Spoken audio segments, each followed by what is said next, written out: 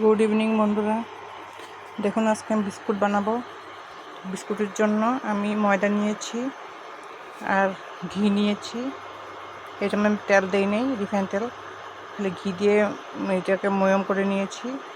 আর চিনি দিয়েছি, বাদাম দিয়েছি, এটাকে আমি গ্রেট করে নিয়েছি। চিনি আর বাদামটাকে আমি গ্রেট করে নিয়েছি।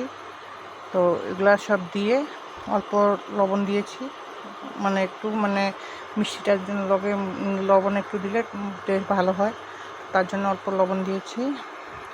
তো এটাকে দিয়ে সব মেখে, খালি ঘিটা দিয়ে মেখেছি, মেখে আমি এরকম করে চাকুর সাহায্যে কেটে নিয়েছি।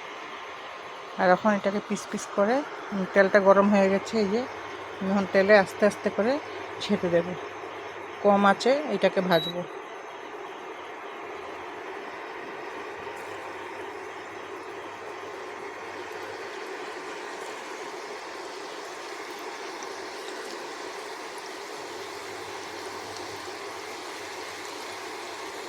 একদম বেশি আঁচ দিবেন না, তাহলে ক্রিস্পি হবে না।